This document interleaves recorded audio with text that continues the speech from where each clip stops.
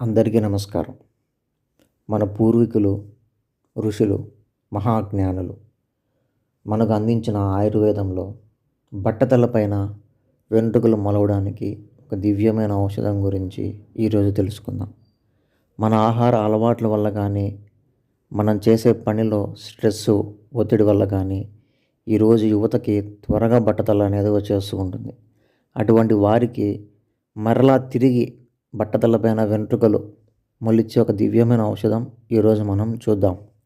నీటి కాలుష్యం వల్ల కానీ, వాతావరణ కాలుష్యం వల్ల కానీ, జెనెటిక్ ప్రాబ్లమ్స్ వల్ల కానీ, ఎటువంటి ప్రాబ్లమ్స్ ఉండి మీ వెంట్రుకలు ఊడిపోయినా ఇప్పుడు నేను చెప్పే ఈ ఔషధాలతో మీరు ఉపయోగించి ట్రై చేస్తే ఖచ్చితంగా మీ బట్టతలపైన వెంట్రుకలు ఖచ్చితంగా మొలుస్తాయి. ఇప్పుడు నేను చెప్పబోయే ఈ ఔషధాలన్నీ మీకు ఆయుర్వేద షాప్లోనే దొరుకుతాయి. మొదటిగా గురువింద గింజల వేరు, ముల్లంగి దుంప.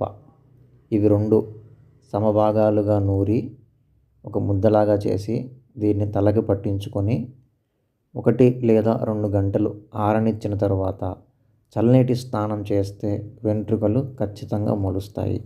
గురువింద గింజల వేరు ఆయుర్వేదం షాపులో దొరుకుతుంది, లేదా పల్లెటూర్లలో ఎక్కడైనా సరే ఎవరినైనా అడిగితే ఈ చెట్టు మీకు లభిస్తుంది. గురువింద గింజల చెట్టు వేరు. ఇక ముల్లంగి దుంప, అది మనందరికీ తెలిసిందే. మనం కూర వండుకొని తింటాం. తెల్లగా ఉంటుంది, పొడవుగా ఉంటుంది. ముల్లంగి దుంప, ఇవి రెండు మనకి సింపుల్గా దొరుకుతాయి. వీటితో ఔషధం తయారు చేసుకొని ట్రై చేయండి.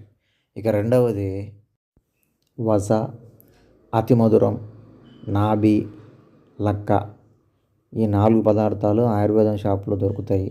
ఈ 4టిని చూర్ణం చేసి పక్కన పెట్టుకోండి.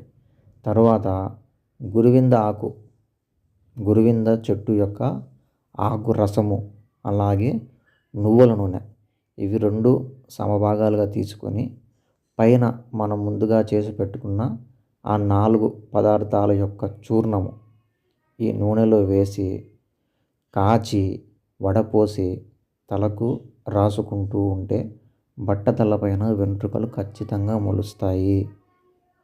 ఇవి 2 చాలా సింపుల్ అయినవి. మీరు శ్రమ అనుకోకుండా ట్రై చేసుకుంటే బట్టతలపైన వెంట్రుకలు మళ్ళీ తిరిగి మొలుస్తాయి. ఒకసారి మీరే చూడండి. ఆశ్చర్యకరమైన ఒక దివ్యమైన ఔషధం. ఇవి మనకు ఋషులు మనకు అందించిన మహావరం. మీకు ఎటువంటి సమస్యలున్నా కామెంట్ బాక్స్లో నాకు తెలియజేయండి. మీ సమస్యకు తగిన ఔషధాన్ని నేను మీకు ఇంకొక వీడియోలో మీకు పెట్టగలను. దయచేసి నాకు కామెంట్ బాక్స్లో చెప్పండి.